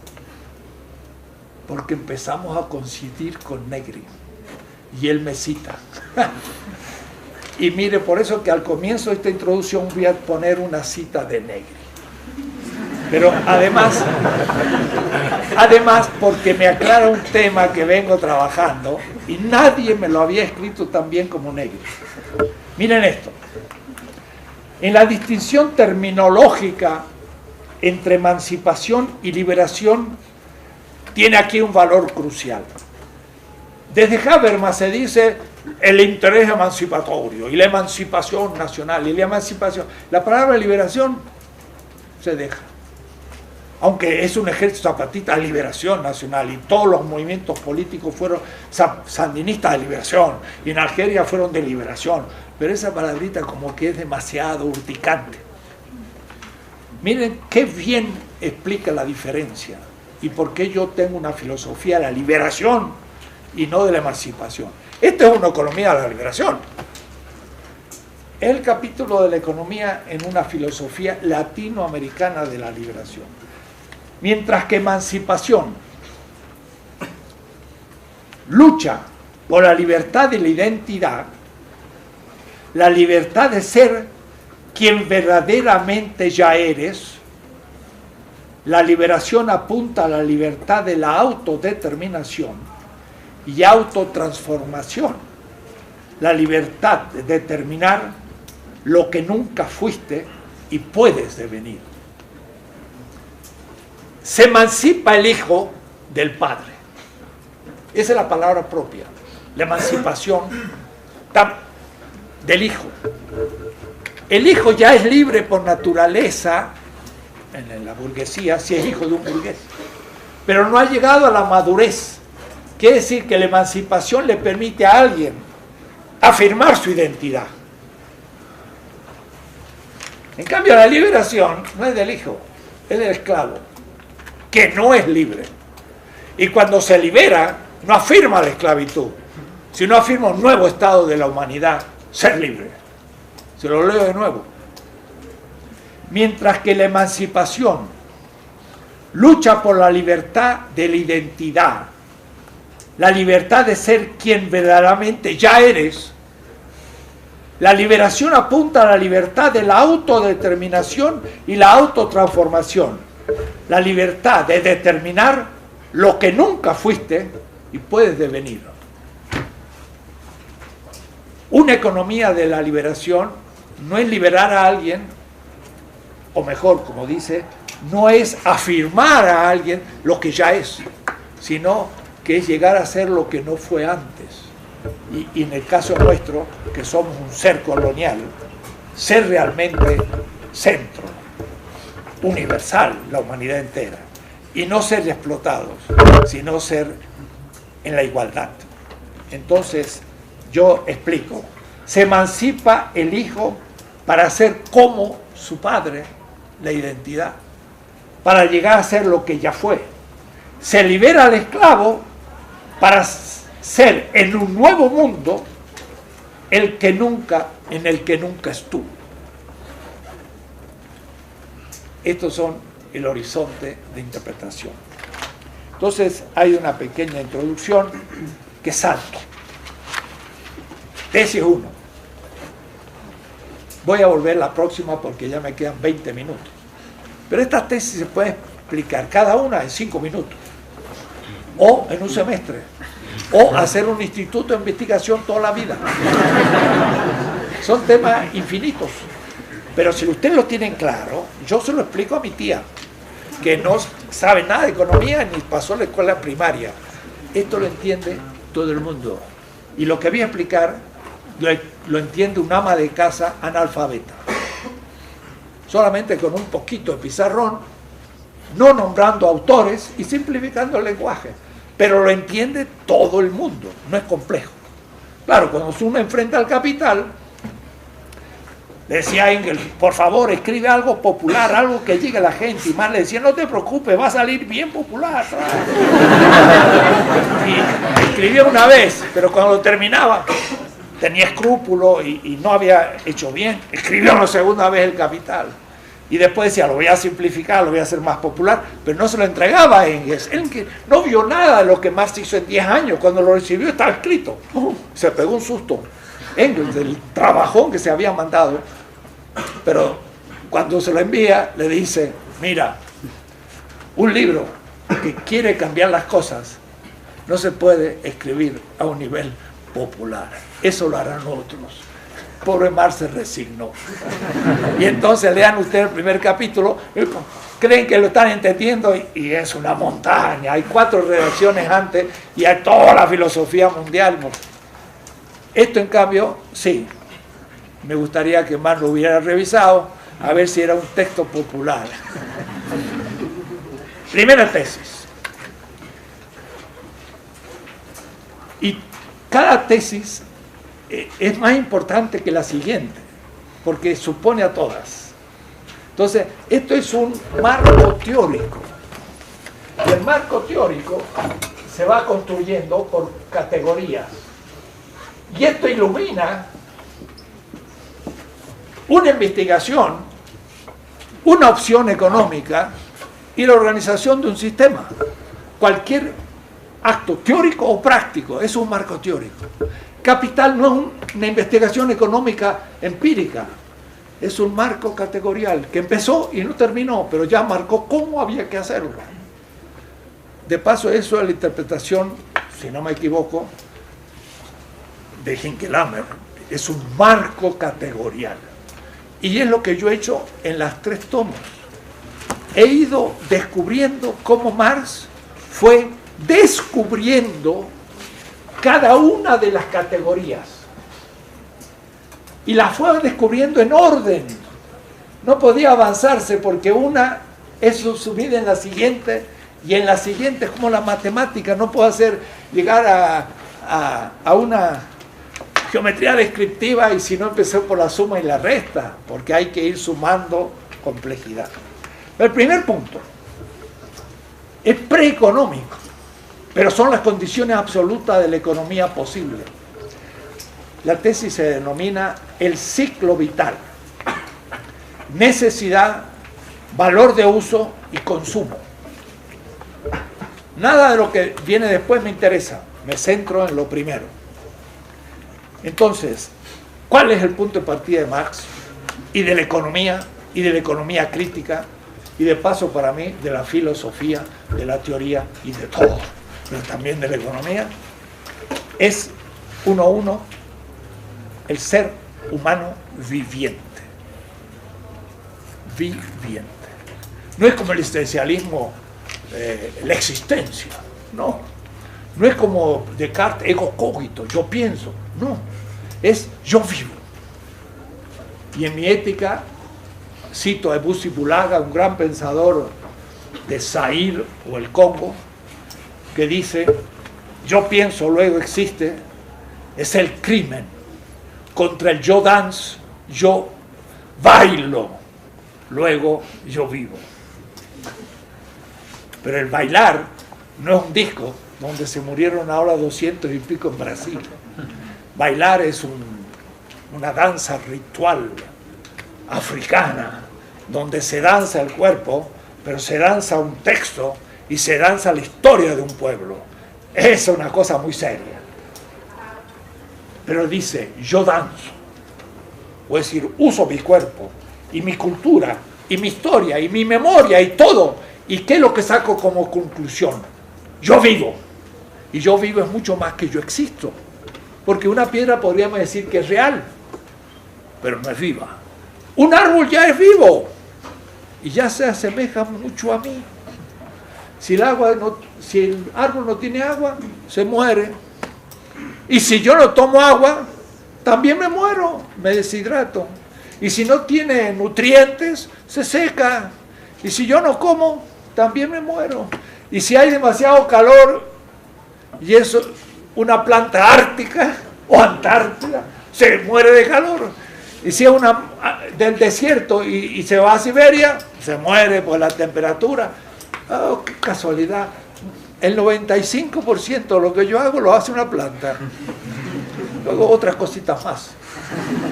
Después ya los animales ya se liberan de la tierra, ya tienen piecitos, ya no tienen raíces, pueden moverse. Por eso la alegría de los niños que están ahí en la cunita y después de pronto gatean. ¡Ay, qué bueno! Ya son animales, no son vegetales.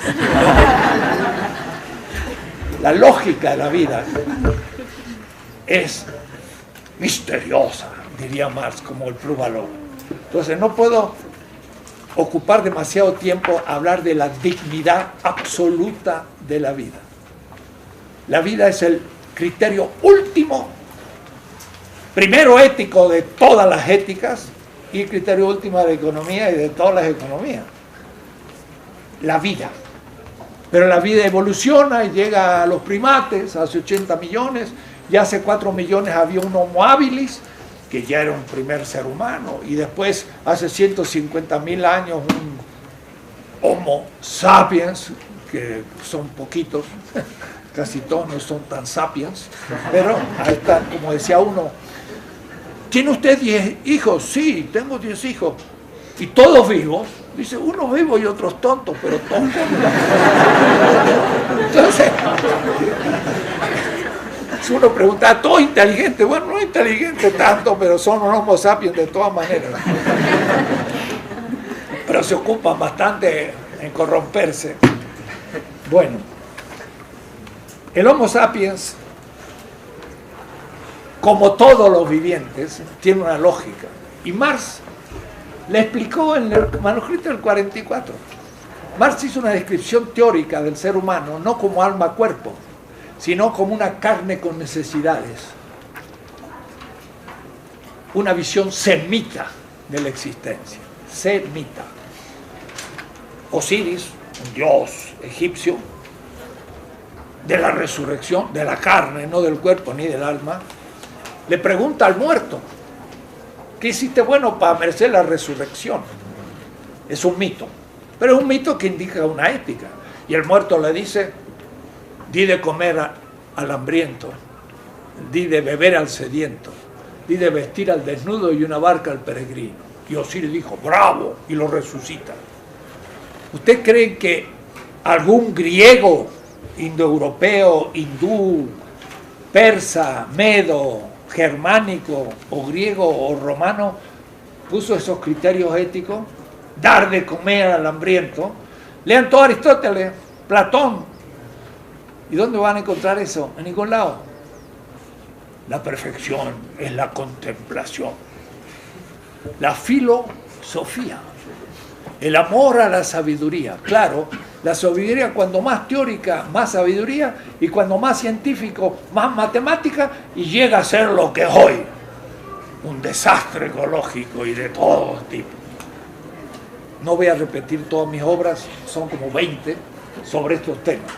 Pero el criterio de comer como criterio ético, material, viene del mundo semita, pasa al mundo hebreo, cristiano y islámico, y llega a Marx, judío. Marx era judío, se llamaba Marx Leví. Leví significa sacerdote. Su padre era el rabino de Trier, y su abuelo también, en 400 años, eran los rabinos de Trier. Su madre era holandesa, 300 años de rabinos judíos holandeses. Entonces, cuando pensó el ser humano, lo pensó como necesidad. El ser humano, en la primera página del Capital, somos un ser que tenemos necesidades, sea del estómago o de la fantasía. Hablar del estómago, del corazón, de los pies, del cerebro, es hablar por órganos. Eso no es griego, eso es semita. Y tener necesidades como punto de partida, eso es materialista. ¿Qué es el materialismo? El materialismo es el contenido del acto. ¿Cuál es el contenido del acto? Su fin. ¿Cuál es el contenido de mi acto ahora? Enseñar. Y se cumple si ustedes entienden algo. El contenido es la materia de mi discurso ahora. materialismo no tiene nada que ver con materia física,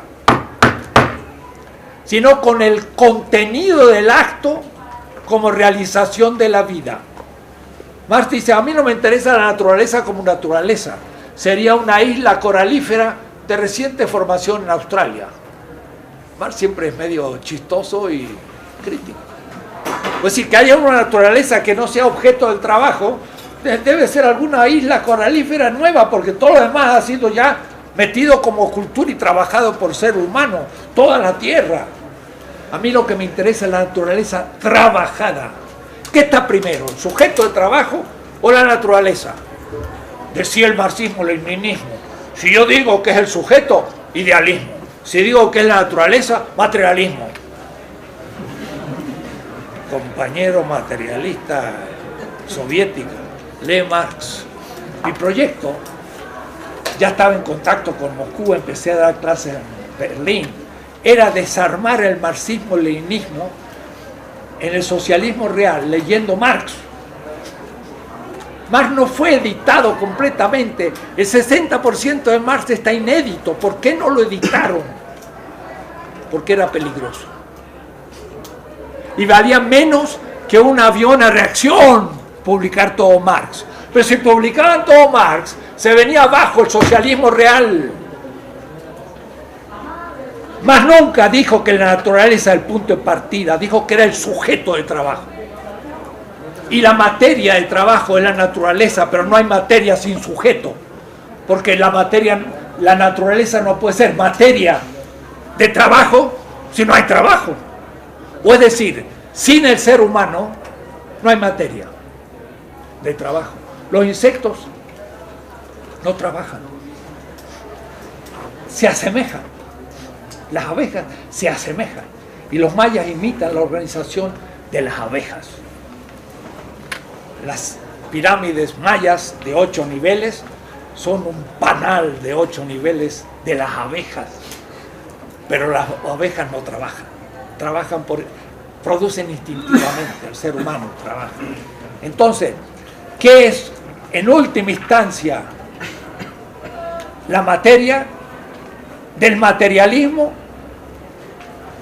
El contenido de todos los actos, la vida humana.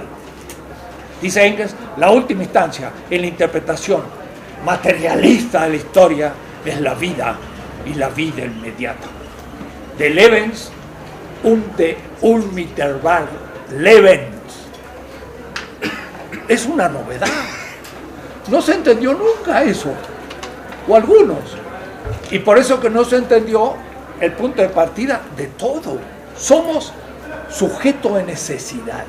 Comemos, si no comemos nos morimos de hambre porque no recuperamos la energía gastada. Bebemos porque somos 90% agua y si no recuperamos el agua nos deshidratamos o nos ahogamos.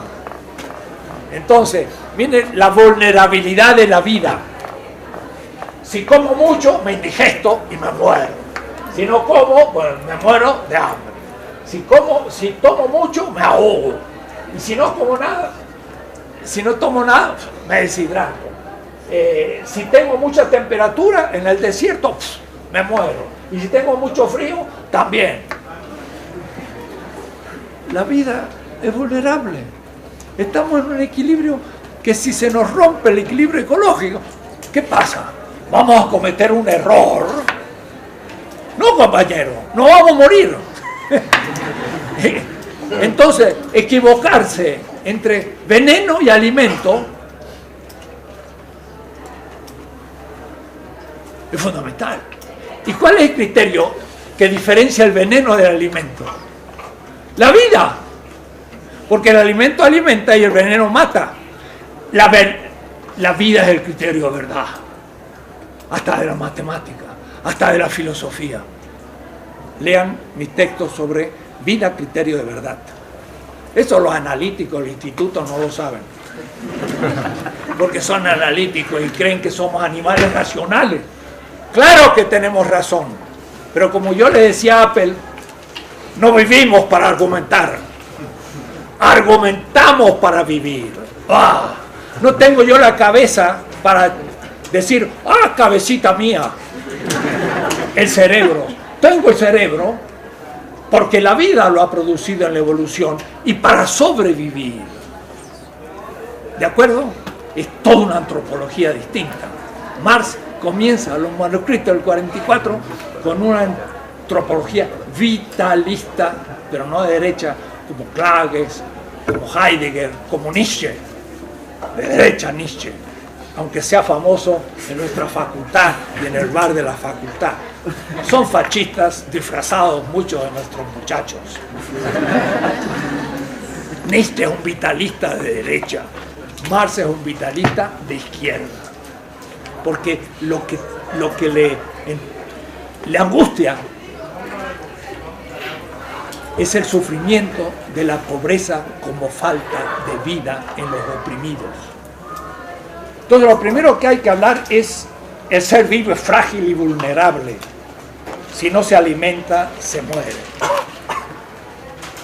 Y cómo se descubren esas negatividades que nos aproximan a la muerte o nos alejan de la vida. Se llaman las necesidades. La necesidad es una tendencia hacia un bien imaginario que justamente afirma la vida. Entonces, yo tengo hambre. ¿Qué significa? Que el ácido gástrico empieza a carcomer la mucosa de mi estómago y como no hay pan, se empieza a comer mi mucosa y siento una sensación de hambre, un sufrimiento. ¿Qué es el hambre? Una falta de alimento. Pero un signo en rojo de que si permaneciera así, me muero. Quiere decir que es un subsistema que indica el peligro. ¿Qué es lo peligroso por excelencia? La muerte. ¿Y qué es lo beneficioso y lo bello y lo feliz y lo afirmativo por excelencia? La vida. La necesidad es la falta de vida y Marx va a construir toda la economía sobre la necesidad. No sobre la ignorancia, sobre la necesidad. Claro que la necesidad también incluye un saber el bien que puede suplir esa necesidad. Entonces, segunda tesis, la necesidad. Entonces, hay un ciclo. Y termino porque ya van a ser las 4. El sujeto vivo es necesitado. Tiene necesidad. Entonces busca en el medio los satisfactores y luego los subsume en su corporalidad, o es decir, los consume. Sujeto vivo, necesidad, satisfactor, consumo. Se cerró el ciclo de la vida y permanezca en vida. Ese es el ciclo vital y el punto de partida de la economía. Si me olvido eso, me olvidé todo. Hayek no lo conoce. Adam Smith, más o menos. Friedman, ¡oh!, desapareció. Es decir, esto es el punto de partida. Y el valor de uso no es más que el satisfactor como satisfactor de la necesidad. Sin necesidad no hay valor de uso. Que el valor de uso lo produce la naturaleza. Cuidado. Produce la manzana, pero no como alimento, si nadie se alimenta. ¿Se entiende, no? La manzana está ahí, pero si nadie se alimenta, pues entonces no tiene valor de uso, tiene propiedades físicas que pueden servir de alimento si alguien se la come. Entonces es la necesidad la que constituye a la propiedad real como valor de uso, y en abstracto se llama al satisfactor lo útil y el valor de uso la utilidad. Pero no es lo mismo valor de uso que utilidad. Pero ahí tenemos el punto de partida. ¿Quién fue el primero que hizo este análisis? Aristóteles. La política, primer capítulo. Hace 2400 años, así que esto no es tan novedoso, era bien antiguo, y de ahí lo toma Aristóteles, lo toma Marx. Pero un punto, la comunidad es el punto de partida del viviente. Jamás pudo haber un estado de naturaleza porque siempre fuimos históricos y institucionales. Segundo, nunca fuimos individuos, siempre fuimos comunitarios. ¿Por qué? Yo digo siempre, mire, si fuéramos individuales, absolutos, no tendríamos ombligo. Ni hijo de nuestra madre seríamos. Yo soy individuo. El de Adam Smith, hay un individuo que produce y otro individuo que produce. Y después se cambian los productos. ¿Qué cosa más fantasiosa? Estado de naturaleza no existe, es un concepto ficticio. Individuo es la concepción moderna, metafísica del individualismo falsa. Se comió la comunidad. ¿Qué acepto yo de la economía moderna que se enseña en la facultad de economía en Harvard, en Yale y en Berlín? Nada. Ni el primer paso. No hay individuos, sino que hay miembros de comunidades, aún en la sociedad más individualista de Estados Unidos, New York, que yo sepa hablan el inglés. ¿Dónde lo aprendió usted? ¿Como Rómulo y Rémulo lo aprendió de la loba? La loba hablaba inglés. No, lo aprendió usted de la comunidad lingüística y de su papá y su mamá. Y gracias a eso usted es un alimentado y tiene una cultura. ¿Dónde sacaron el individualismo? Conceptos ficticios. Mire, no hay ni que probarlo. Es evidente que es una estupidez. Y sin embargo es ciencia. ¿Qué tipo de ciencia será esa economía? Puro fetichismo.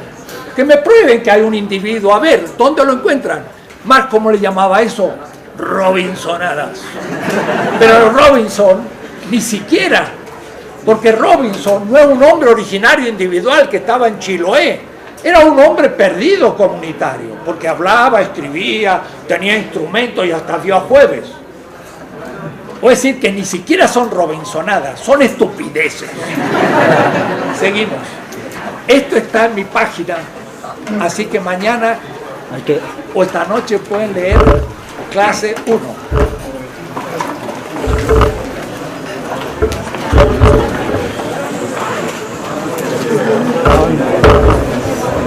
Y la lista, pero no pasó la lista. Por...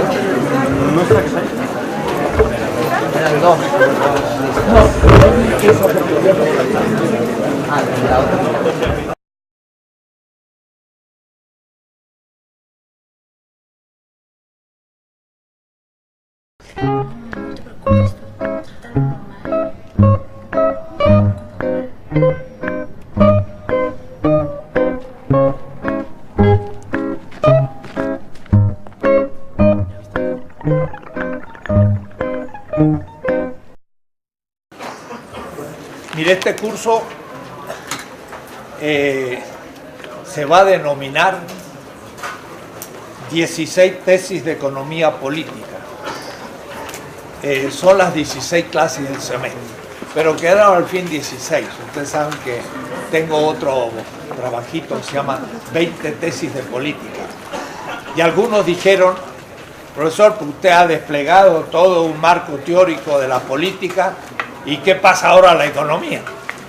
Y sobre todo Marx había desplegado, como él dice, un sistema crítico de categorías como crítica de la economía política burguesa.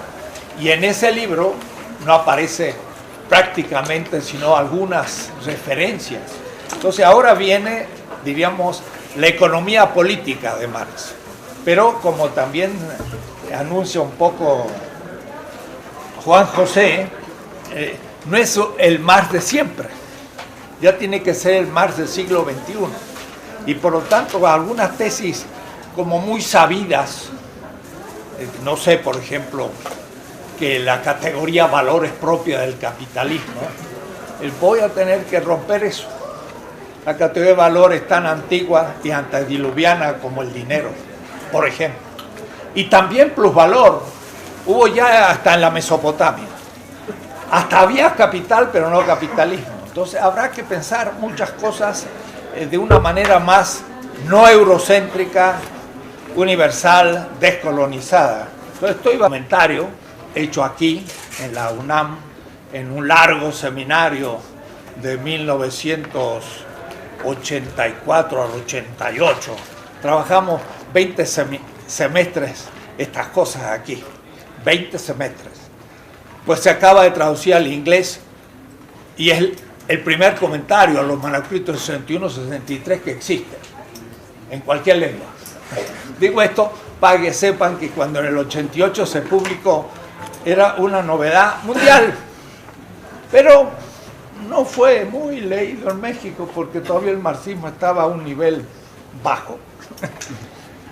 Y el tercer tomo se llama El último Marx, del 63 al 82, es la tercera y cuarta redacción del Capital. Marx escribió 5 veces el capítulo 1, pero escribió 4 veces el Capital. Y del 63 al 65 escribió los 3 tomos, 1, 2, 3. Lo único que el primero se perdió, pero el segundo se ha publicado hace poco y el tercero hace 3 años. Manuscrito del año 1864-65. Cuando hice el comentario, no estaba publicado en alemán. Hubo que ver los inéditos en el archivo Marx de Sloterdijk, en Holanda, Amsterdam. El primer comentario a la tercera y cuarta redacción del Capital, que ya salió en italiano y va a salir en inglés, en fin. Una nueva manera de ver Marx de una manera microscópica, leyéndolo línea por línea en el tiempo, arqueológicamente, mes por mes. Eso ya está hecho y el que quiera, póngase a estudiar en serio. Este curso ya no es eso. Este curso va a ser para principiantes. Un poco bastante optimista en que va a haber cosas nuevas. Pero al mismo tiempo voy a hacer una síntesis, no puedo decir síntesis, voy a hacer una relectura de los otros 3 tomos que ya están supuestos. Primero, la producción teórica de Marx, el comentario de los Grundrisse. Está en siglo XXI, nueva edición, más bonita que las antiguas, de esta manera. Cuesta 110 pesos, 120 pesos, está barato. Y donde se hizo un comentario, línea por línea, de los Grundrisse. Entonces fue la primera redacción del Capital. Lo supongo. Voy a decir que el que quiera estudiar a fondo, y más si son de ciencia económica, pues sería bueno que se metieran a leer el trabajo, porque ese segundo comentario de los Grundrisse que existe. El primero es uno en alemán y el segundo este. Y ahora que apareció en francés, 25 años después de la publicación española, dice el año pasado la traducción francesa, una novedad en el pensamiento francés. En el pensamiento francés. De Althusser, de Badiou, de todos los que usted quieran franceses. El primer comentario escrito en francés de los Grundrisse y es una traducción del librito. El segundo tomo es hacia un Marx desconocido. Es la segunda redacción del Capital. Marx del año 1861 al 63, 2 años intensos, casi 3, escribe 6 tomazos, o mejor dicho, se publican hace poco, por primera vez, los 6 tomos de los manuscritos del 61-63.